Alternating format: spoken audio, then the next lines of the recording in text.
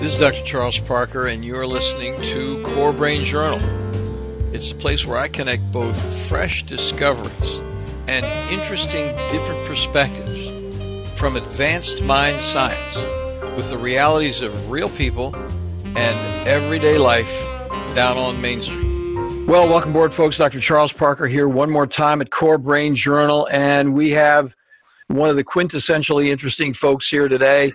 He's an old friend of mine, Dr. Kurt Woeller. He is with Great Plains Laboratory. He is the medical director of Great Plains Laboratory. He works over there with Dr. Shaw, and I've seen him at numerous conferences and really appreciate his information. Thanks so much for joining us, Kurt. We really appreciate it. It's absolutely my pleasure to be here. Thanks for having me.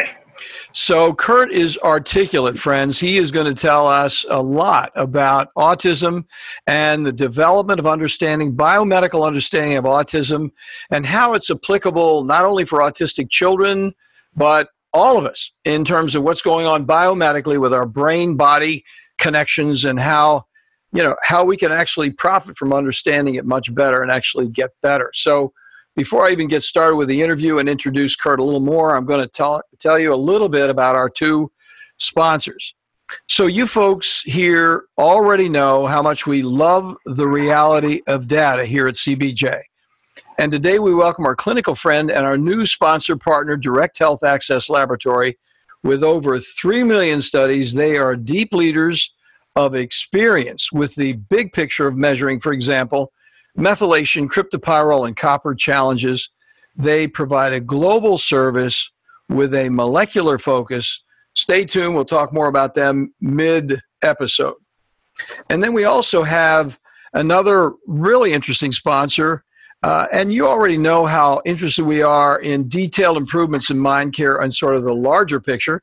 And today we're pleased to welcome this other sponsor and partner with a deep interest in fresh options to address the complexity of adolescent treatment failure nationally and internationally. For 80 years, the nonprofit Barry Robinson Center teams here in Norfolk, Virginia, provide residential care on an evolved, family, interpersonal, TRICARE-friendly, global level. We love them down here in Norfolk. They're neighbors of ours. And we really appreciate them coming on board. So now, more about them later. As I said, let me tell you a little bit about Kurt. So Kurt has been a biomedical autism specialist since 1998, the dark ages. And he was an original Defeat Autism Now. You've heard about Dan conferences. He was a referral physician. He has, for years, had experience in researching and implementing biomedical interventions for individuals who suffer with autism. His extensive network of educational websites, his books and webinars provide parents of individuals on the autism spectrum, as well as physicians and other healthcare providers who are treating autism, access to an abundance of important information regarding the specifics of biomedical intervention. To have a direct interaction with Dr. Woeller right here, right away, you can subscribe to his medical autism website at autismrecoverysystem.com.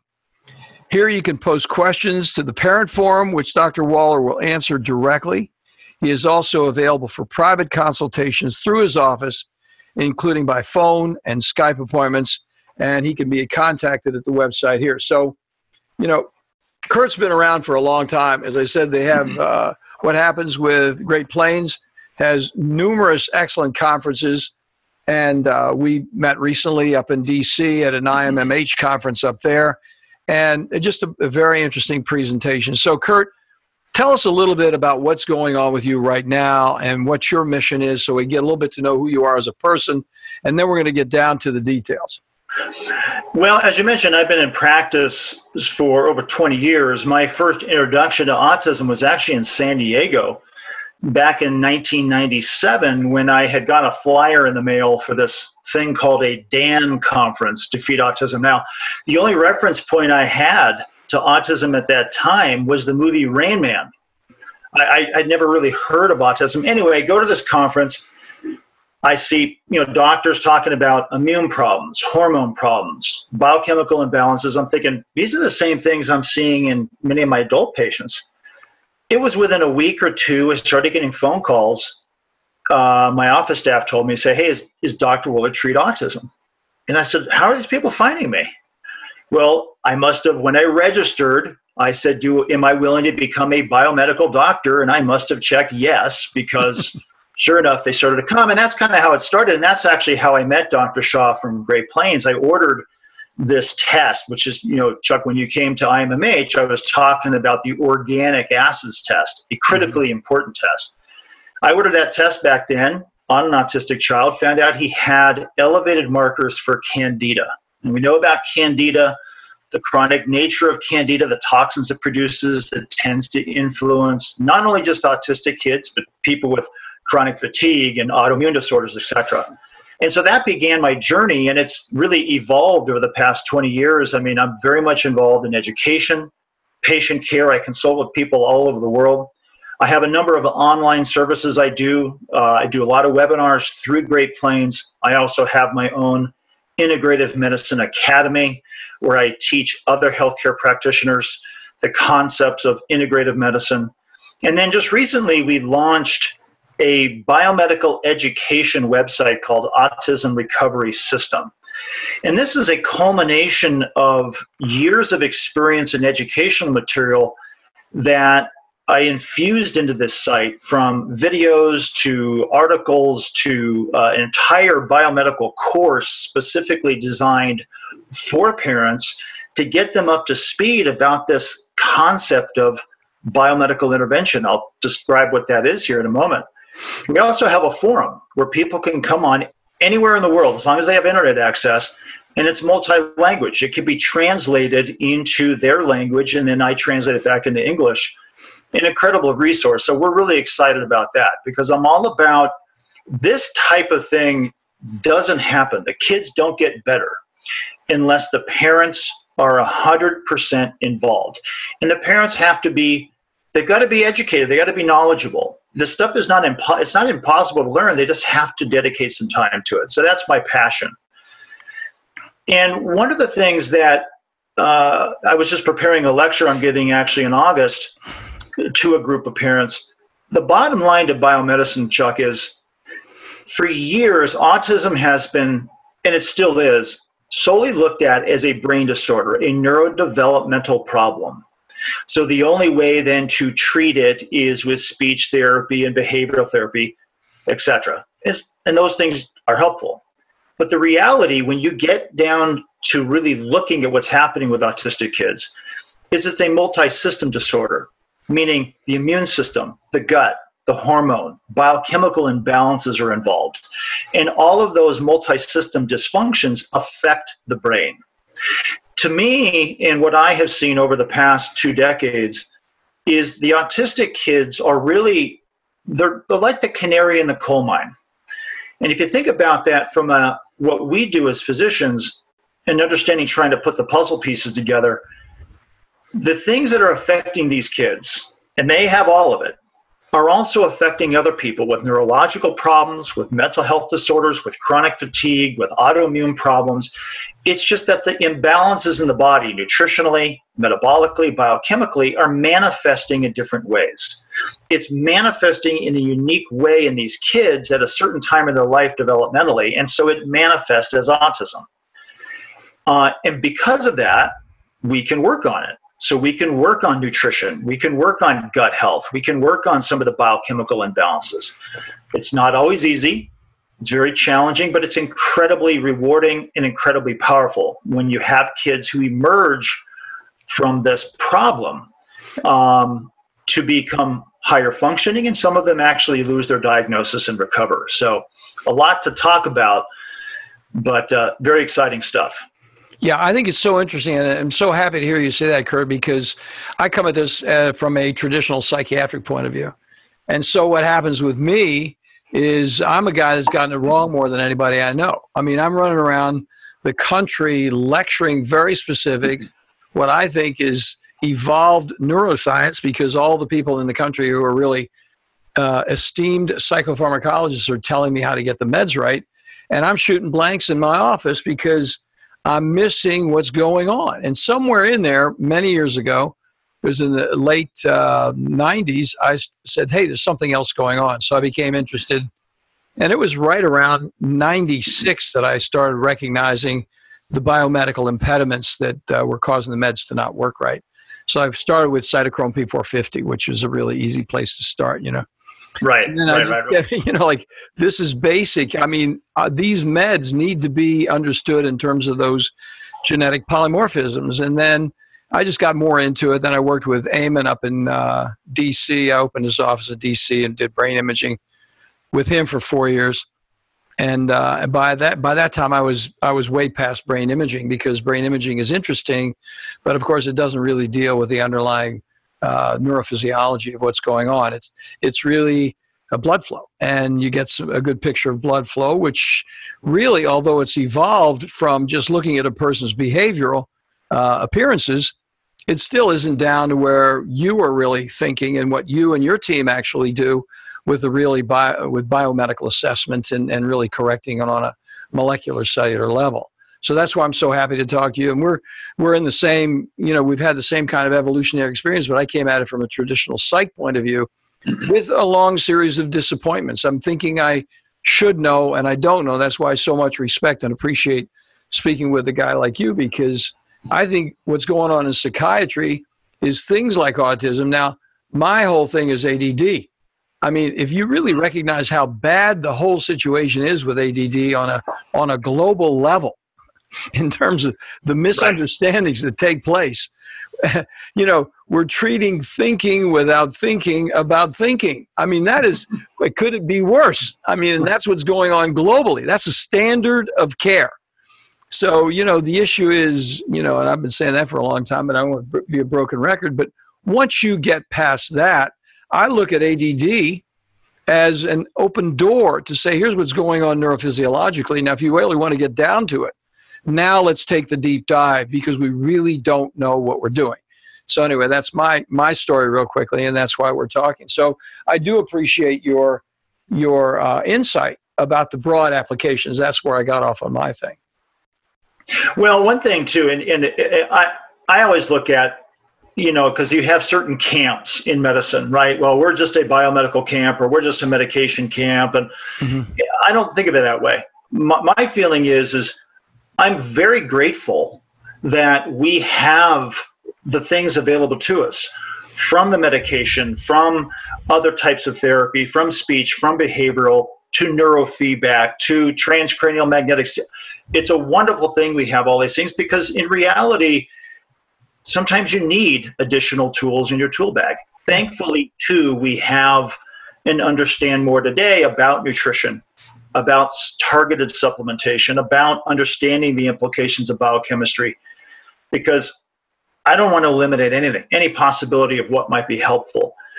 The key point, really, and the biggest struggle, is to try to get people to understand, though, that what's happening with their kids in many regards can be helped. Autism is treatable beyond just standard treatment. And yes, there are some kids that will recover. Everybody can be helped. There's hope for help out there. In many cases, it's just an improvement in overall function. Let me give you a quick example. One of the biggest, what's called comorbid conditions in autism, and this is recognized from the Centers for Disease Control, is digestive problems. The digestive issues in autistic kids are huge. They know it correlates with learning difficulties. They know it correlates with behavioral problems. Every single study out there, when they look at autistic children versus neurotypical children and look at gut-related issues, behavioral scores are always worse in gut kids with regards to autism. And some of these kids actually have inflammatory bowel disease. And we could spend an entire show on what that means. Many of them have chronic infections. Okay, so Candida 1, Clostridia bacteria is another. All of these things produce very powerful compounds that have a very powerful effect on neurochemistry. And so there's a lot going on there. And Chuck, I mean, I don't know who you've had on your show before, but I'm sure you're aware of the research on the microbiome and the effect of that, the ecosystem of the gut, and the effect that has now, and they know, on Parkinson's, on Alzheimer's, and other types of neurological conditions. So there's just a huge amount of information that has emerged over the years that clinically correlates with what we're seeing, but even more so, when we treat these imbalances, these kids get better. Yeah, you're so right. Yeah, we did have a guy on. You get a kick out of this. I don't know if you've heard of him or not. His name doesn't immediately occur to me right now, but he's into meta-Darwinism. And he says that Darwin was wrong, and that really it was the whole microbiome that's the basis of the evolution of humankind, and that particular subspecies within our gut is part of how we evolved. And he's quite articulate about it. It was really quite interesting. So when you really look at the variables, what you're saying, Kurt, and I'm just saying the same thing back, but the gut is a very important part of what we do every day. My favorite question as a classically trained psychiatrist, a recovering psychoanalyst, by the way, is how many times a day do you go number 2? I mean, if we don't ask that and we don't consider transit time with every single person that comes in for a consult, we're just missing at least 50% of what's going on, because we can sit there and throw meds at them until the cows come home unless we understand that interaction. Yeah, some of the kids that I've seen who have some of the worst behaviors are often severely constipated. It's one of the questions I ask too, is how often is your child moving their bowels? I mean, I could tell you story after story of severe constipation leading to severe behavioral problems. One of the things that I discussed at the Integrated Medicine for Mental Health conference that you were at, when it came to gut toxins, pathogens in the gut that affects these kids significantly, is the issue of Candida. And, Candida has been tossed around, for, again, chronic fatigue, chronic headaches, etc. It's a very sophisticated organism. It's one of the things I've appreciated the more I've learned about it and teach about it, is how really complex it is. Now, I like the way my partner puts it. A lot of people have a little bit of Candida. Not everybody is chronically sick because of Candida. It's a normal organism in our environment. It's a normal part of our body. So what really happens in people who are susceptible to some of the toxins it produces is other imbalances in their body. It's a very individualized thing. So normally we should be able to handle the level of Candida, but you have a breakdown in whether it's hormones or immune function or detoxification systems, and all of a sudden Candida becomes problematic. Some person it might just cause headaches, another person it might cause drunken behavior. One of the interesting things with the autistic kids, when their Candida levels or their toxins are very high, is they often become very erratic behaviorally. I call it the goofiness, giddiness, silliness type of phenomenon. A lot of inappropriate laughter. The parents oftentimes will describe their kids as almost being drunk.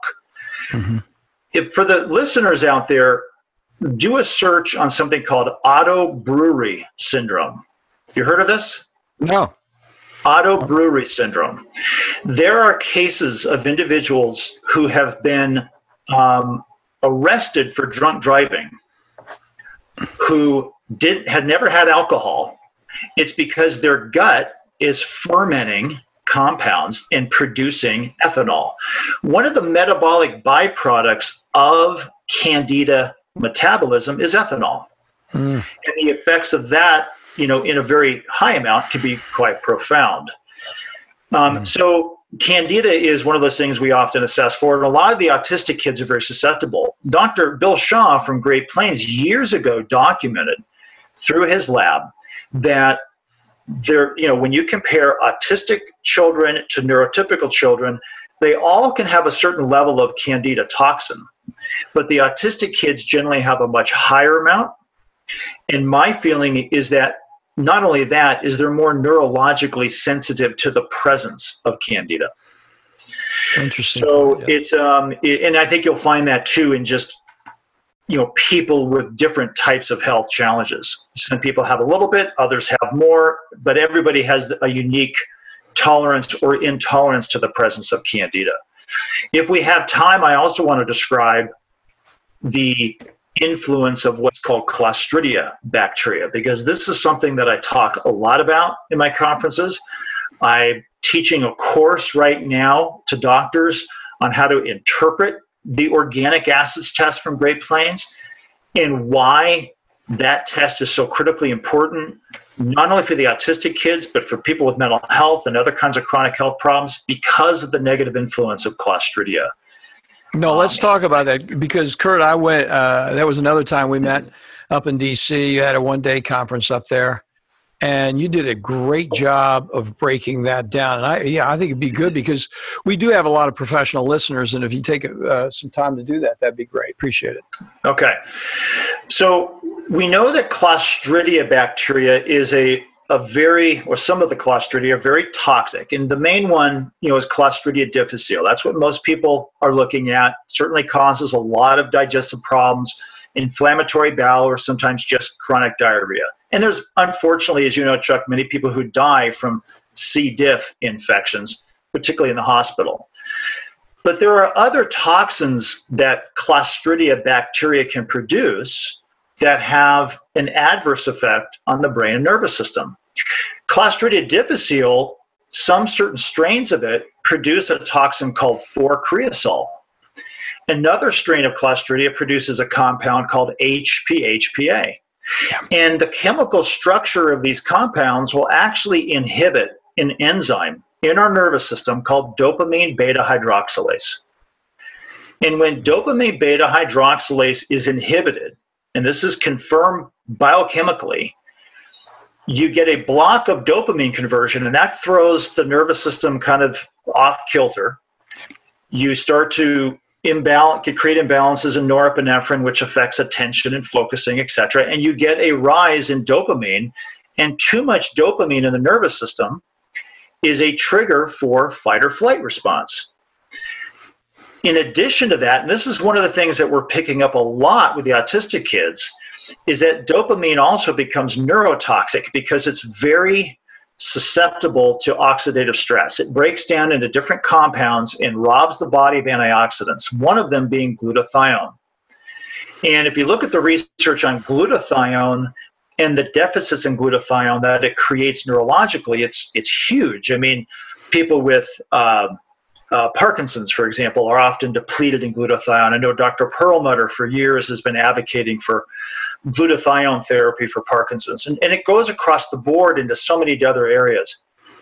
And so the difficulty in getting medical professionals to understand this is that medical professionals are only used to testing for Clostridia in one way, and that's through a stool test. But these other toxins that these other strains of Clostridia are producing aren't tested via the stool. They're tested via the urine, and that's where the organic acid test comes into play. And one of the reasons that I lecture for Great Plains and do that course is what I've seen clinically in my practice. There are other organic acid tests on the market, but they miss the mark because they're not testing for the right compounds. And it has such a profound effect, not only on the lab, but clinically in practice, that if you don't have that information, you really are missing the boat, so to speak. And to me, as an integrative medicine doc, I've told physicians and parents for years, if they can do one test in the beginning to get the ball rolling biomedically, it would be the organic acid test, because there's so much information that's picked up on that. So, and I wanted to address something real quickly, Chuck. I don't know if we have to go to a break here shortly, but a lot of people will overemphasize Candida as the main driving mechanism behind chronic ill health. Not that that's not important.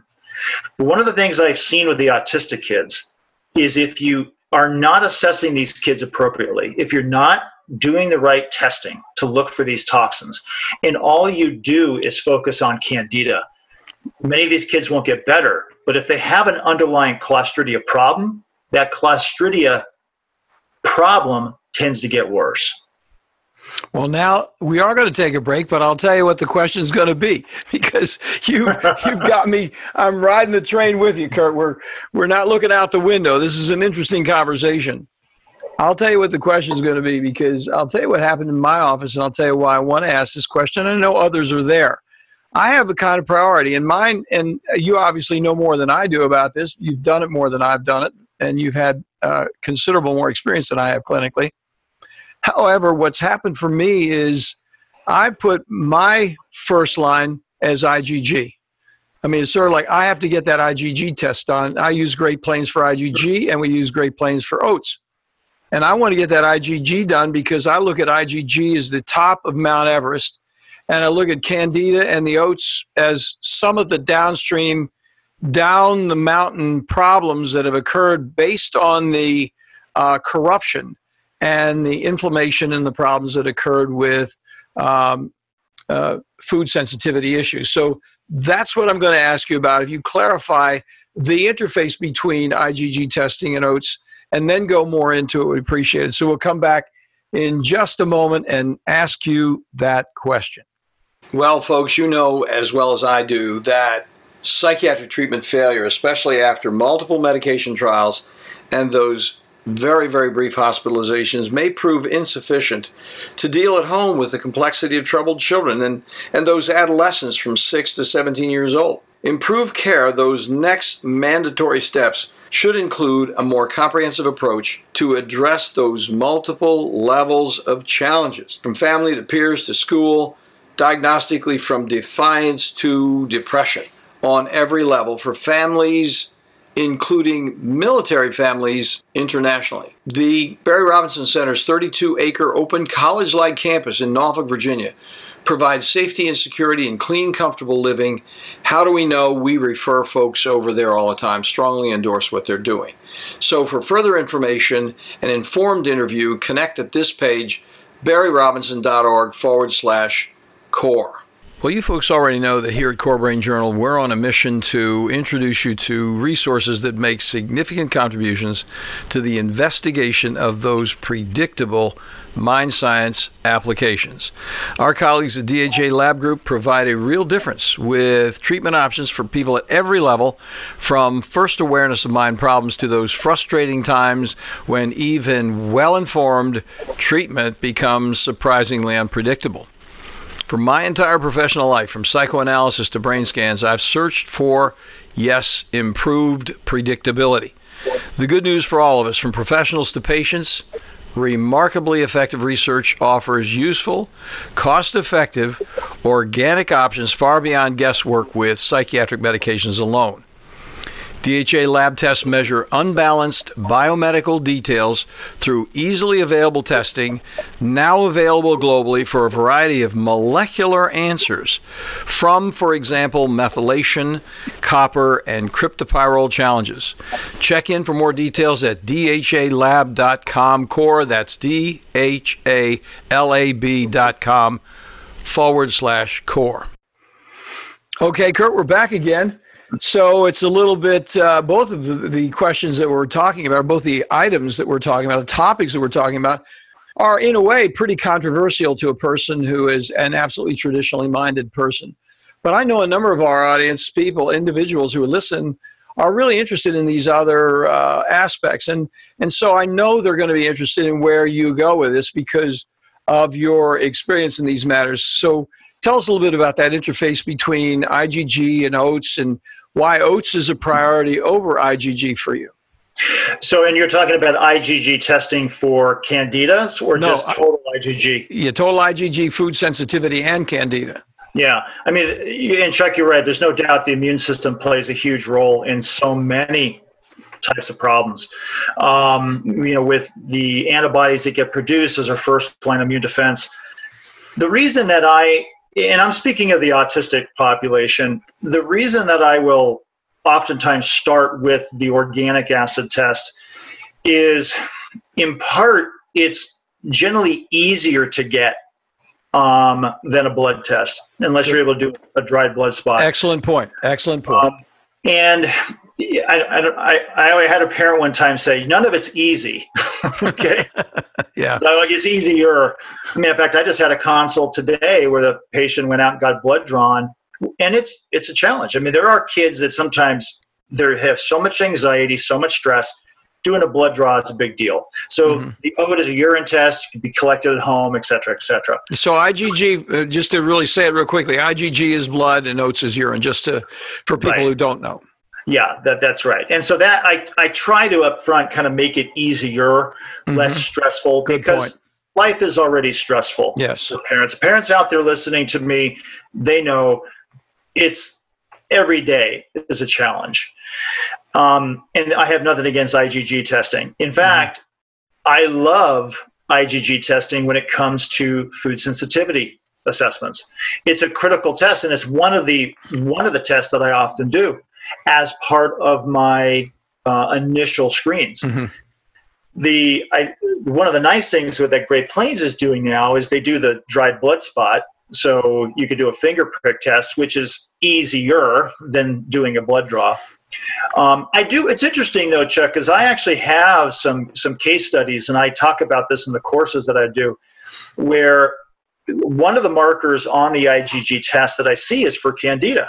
Yes. And I've seen a number of cases where the IgG marker is normal, and the metabolic toxins that are being produced by Candida are high on the OAT. Yeah. And so I've often felt that, and I do a lot of testing. I do chemical testing, I do metal testing. I mean, there's other tests we could talk about. But as an entry point, again, to get the ball rolling, to start the process, there's just a lot of stuff that's picked up off the OAT. I got you. Yeah. More than just Candida and more than just Clostridia.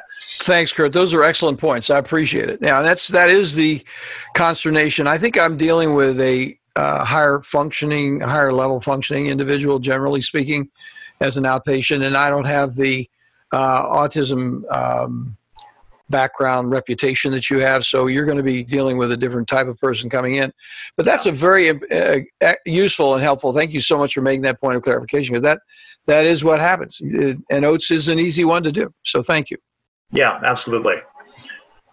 So then go on, if you would, please, with the application for where we can go with this with individuals who come in, whether they're autistic or not. The next thing is putting that package together. So how do you do that in your practice? Well, I have a series of things that I look for in a series of tests that I run. Obviously the organic acid test is a foundational assessment. I think food sensitivity testing is critically important. If you remember some of the lectures at the IMMH conference, were a lot on food reactions linked to physical issues, linked to certain mental health challenges as well.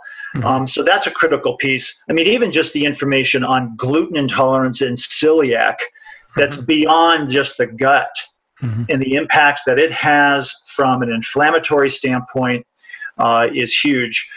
I'm a big fan of hair testing, not from an overall assessment of all the minerals in the body, but it's a good entry-level snapshot of heavy metal exposure. And it's easy to get. It's snipping some hair, easier to do in kids. And it's a point of discussion. A lot of times people have hidden metals in the body that they're not aware of. Also, there are certain minerals that are picked up off of a hair test that have pretty strong correlation to blood testing. Not all, but certain ones. And that also clinically correlates in my practice pretty well as well. So I do testing on that. One of the newest things that I've been doing a lot of, and I'm completely blown away and horrified about what we as a society and really a world are being exposed to, is the chemical toxicity assessments. Yep. I'm looking at tests that are coming from not only people, not just kids, but adults as well, all throughout the US, as well as around the world. And many of us are being inundated with pesticides, with herbicides, with organophosphates.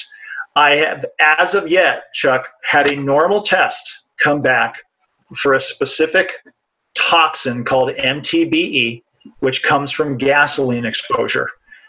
Everybody in the world has been exposed. The highest I've seen the highest I've seen was a family in Croatia who's lived across the street from a gas station. But it's universal. The other thing, and you may have had some people on your show, that it has huge implications for the autistic population or just people in general with chronic health, is glyphosate. Yeah. And glyphosate, the main ingredient, the most common herbicide in the world. The thing about the glyphosate, which is troubling, is that it completely disrupts the microbiome. So it disrupts the way our normal bacteria in our digestive system utilize things like tyrosine and tryptophan. As the microbiome shifts in its population, we now get more opportunistic bacteria and candida. Mm-hmm. Just that shift alone is creating huge problems. Mm-hmm. So that has become the next line of assessment in my practice, because to me, it really boils down to, we have to have a healthy diet. If you're eating a bunch of foods that have chemicals in them, it's going to make you toxic. We have to have a healthy digestive system. We have to have good nutrition in order for us to have good brain and nervous system function. Well, as a matter of fact, to tell you, you don't know this because you're so busy right there on the farm, but we had Dr. Shaw talking about the GPL tox, as a matter of fact. Oh, okay. And so you're not, everybody here is very, very interested in that. There's no thunder that's been stolen. I'm just trying to look for the number here while we're talking. We had Dr. Joe Pizzorno on in 103 talking about the toxic solutions. And then we had Dr. Shaw, and I'll find his, here it is. He was at 125 at corebrainjournal.com/125. And, thank you so much for bringing it up again, because we also had Dr. Senna from MIT on just recently. Mm. And she's very strong on this. So we're getting a confluence of excellent information. And you're another person. You're there, a practitioner. You're not a PhD running a lab. You're seeing human beings.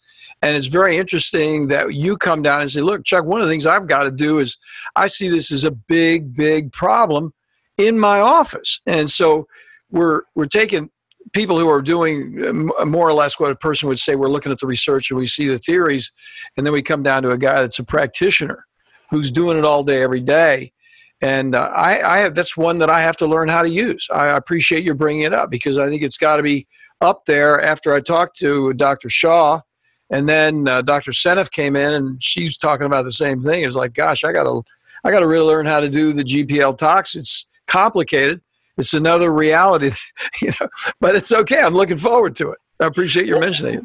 Why don't you come and visit me when I'm in Florida? I'll be in Florida in November teaching another oat seminar. I'm also giving some talks on glyphosate and the toxicity. Oh, that'd be fun. I'd love to come down there. I know I won't be able to, though. I'm just like, I'm a little bit of a non-recovering workaholic, Kurt. So anyway, back to it. So you do then, if you think about it, what we're talking about, listeners, is a confluence of tests. Why are we talking about a confluence of tests?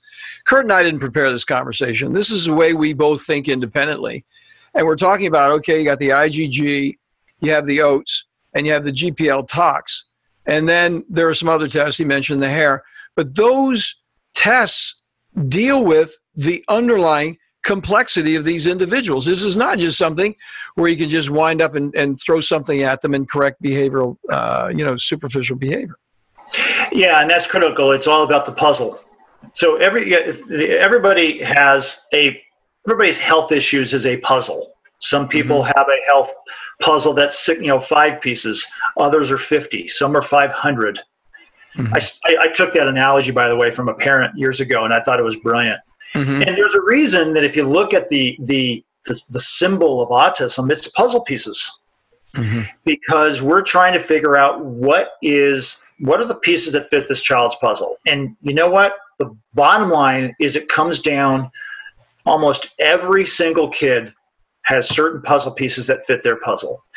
Diet, okay? I have something called the 4-pillar approach. This is a method that I've used for years. You can do all kinds of therapy out there, and there's all kinds of, flash in the pan therapies or other stuff. But if you don't pay attention and you don't focus and create a foundation of health, I don't care what diagnosis somebody has, they're usually not going to get better. Diet is number one. So they got to have a healthy diet. That's a whole discussion. So that's key. Nutritional supplementation. Now, unique to the autism kids, they often have very limited diets because of some of their sensory imbalances. They self-select certain foods. They're not getting a lot of good nutrition, many of them. So the nutritional supplements are key to help fill in those gaps nutritionally. And then you come in with targeted therapies over time. So that's pillar number two. Pillar number three is all about the gut. They have to have a healthy gut. We got to control the bacteria, the yeast issues. We got to have good digestion and absorption to absorb our nutrients and our fats and our proteins and eliminate toxins. Because you talked about IgG, the first line immune defense for our immune system is our gut. We produce a tremendous amount of immune chemicals in our gut to control against sort of outside invaders. And then the final piece of that four-pillar approach is methylation. And methylation is a very complex biochemical system, but the crux of it is it has tremendous influences on our brain and nervous system. Almost every organ system is influenced by methylation. When it's broken, what we often see in these kids is attention problems, language issues, socialization problems, focusing problems. The kids become almost locked within their own world. When you improve methylation through things like methyl B12 or methylfolate, these kinds of supplements, a lot of these kids emerge. I don't want to oversell it. It's not a magic bullet. No, yeah. But it's a core part, and those four pillars are of paramount importance to focus on. And that's my initial thrust, is to work on that. And you work on those core things, 80 to 85% of these kids will improve. Some will recover, some significantly improve. And then, there's other things that have to be done sometimes, whether it's targeted immune therapy or hyperbaric or wherever it may be. But I'm all about trying to work on percentages. And I know, as you have been in practice, you know those tried and true remedies that work more times than they don't. And so we have those percentages that work in our favor. And if you focus on those things, people often get well. Yeah, you do the best you can, that's for sure. Now, let me ask you this question. What do you think, because this is a more complicated question. I'm sure you have an answer for it. I know I'm not putting you on the spot. But since we were on that GPL Tox, and we're really going to be talking, and by the way, listeners, I'm going to have all those tests linked to Great Plains. They're on the show notes. So if you have any questions, we're talking stuff that you don't understand, you go right to the show notes, go right to Great Plains on it, no problem. But if somebody does have a glyphosate issue, of what do you do with that? Now, obviously, the reason that it's going to be a problem is because they're doing pesticide and non-organic and GMO foods. That's a food thing. But is there anything that you do specifically to make sure that those toxins start to really move out of the body? You have any ideas about that? Well, I mean, even Shaw had mentioned in one of the recent articles showing a 95% reduction in glyphosate on an organic diet in about 6 weeks. So that's key number one, is shifting the diet. I think the biggest food offender is corn. Mm-hmm. I see actually there's a fungus that produces a toxin that shows up on that test sometimes, and I often wonder if on the organic acid test, mm-hmm. I wonder if it's coming because of the GMO corn. So a shift in diet is huge. There's it's a little bit early, to know how much something like the infrared saunas can help with things like glyphosate. It certainly helps with the organophosphates and some of the other herbicides that people are exposed to. The biggest shift is getting people to eat organic as much as possible, if they could even trust that the labels are true. Yeah, right. What's interesting, Chuck, I actually do some testing. I've had some testing of people in Europe and Eastern Europe, and I see very little glyphosate over there. Mm-hmm. The highest levels of glyphosate are coming from this country, here in the USA. So, yeah, it's a big problem. But I think the biggest thing people can take upon themselves is to try to eat organic food, and particularly eat or if they're going to eat corn or corn products, make sure it's organic and non-GMO. Yeah, just to support what you said, Dr. Seneff said exactly the same thing. She said what happens is they're just not spraying Roundup on their crops over there like we are, and it's so routine because people are spraying it on the crop to dry up the crop. You know, it accelerates certain activity. Not only is it going to do, you know, whatever it was intended to do from a pesticide point of view in the first place, but they're doing it in a mechanical way to just throw it on there. And another interesting thing you may not have heard, I hadn't heard it before, I was interested that she said about it, but her research shows that the glyphosate actually changes the architecture of the cytochrome P450 system and the immunoglobulin G system. Those two entities are actually modified by glyphosate toxins. And I thought that was interesting because I was asking her about immunoglobulin G, and she was actually, I have to re-listen to it. She was like zooming over my head a little bit, Kurt. So she was she had the pedal to the metal, and I was trying to hang on, you know. But it was a very, very interesting thing. But I didn't know if you knew that. That'd be very interesting for you to hear about it.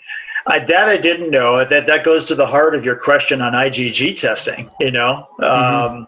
You know, if we're disrupting immunoglobulin production because of glyphosate, oh my gosh, you know. Yeah, and changing the cytochrome.